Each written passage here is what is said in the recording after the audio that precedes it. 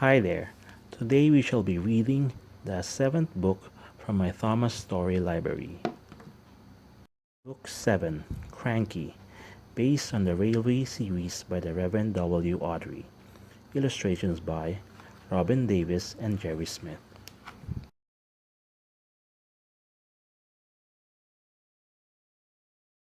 To the trains. This is a story about Cranky, the crane. He worked at the docks on the island of Sodor. He played tricks on the engines to get them into trouble, but one day, Cranky needed the engine's help. Thomas and Percy liked working at the docks, so when the Fat Controller told them they would be working there for 2 weeks, they could hardly wait. But when they arrived at the docks, there was a new crane there called Cranky. Cranky was always moody, and he called Thomas and Percy useless little bugs.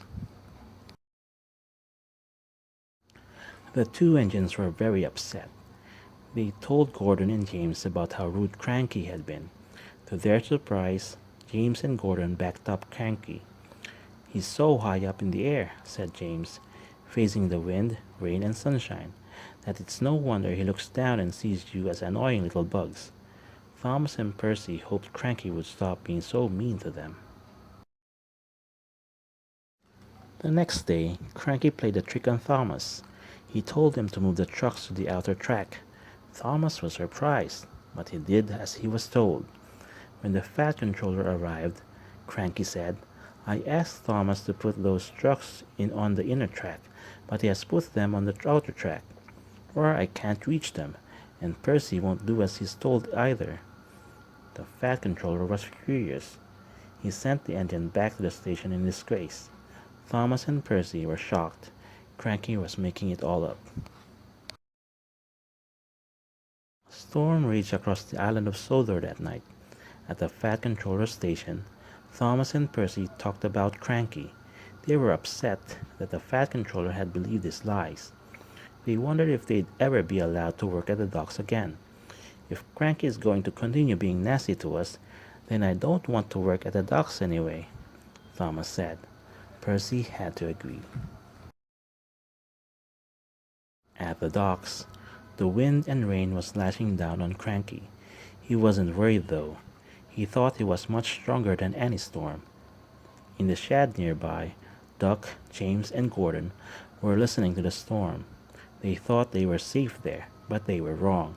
A huge steamer had got loose and it was heading straight for the docks. The steamer ran aground. It charged through the docks, crashing into the shed and knocking over Cranky. Duck, Gordon, and James were trapped. They called to Cranky for help, but Cranky had fallen onto his side, so he needed rescuing too. Cranky and the engines had to wait for the storm to clear before they could be rescued. The next morning, the Fat Controller went to the docks. "Thomas and Percy are coming to help you, Cranky," he said. "They'll help you up again in no time." "Oh, thank you," said Cranky. Can you tell them I'm sorry that I was so mean to them?" "So it was you that was causing all the trouble," said the Fat Controller. "It seems I owe those engines an apology." Thomas and Percy's driver tied ropes to Cranky and attached them to the engines. Thomas and Percy quickly pulled Cranky back upright. Cranky was very glad to see the world the right way up again. He got straight to work clearing away the rubble. Cranky moved the steamer back into the water, and it was carefully tiled in place. Then it was safe for him to pull the heavy rubble away from the shed so the trapped engines could get out. Duck, Gordon, and James were very grateful. They had not liked being stuck in the shed. They thanked Cranky for his help. Cranky told them Thomas and Percy had rescued him first. "I never thought I'd be rescued by a couple of—" Cranky was about to say bugs, but he stopped himself just in time. He continued, "I never thought I would be saved by a couple of small engines. I'll try not to be rude to you again." Thomas and Percy smiled. They were just about to reply when Cranky said, Now move out of the way, you mites. I need to get those trucks. Ah, said Percy. Cranky wasn't polite so long. He's back to bugging us. Percy quickly moved up to the track to get out of Cranky's way, but he had forgotten that his ropes were still attached to Cranky. Wait, said Thomas, but he was too late. As Percy charged forward, the ropes pulled taut and Cranky crashed back to the ground with a thump.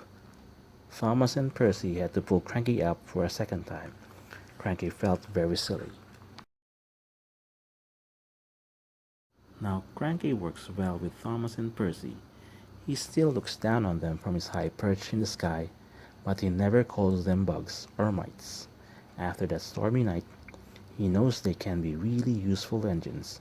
After all, they had rescued him twice, and if Cranky is ever knocked over again, he knows the little engines will quickly put him back in his place.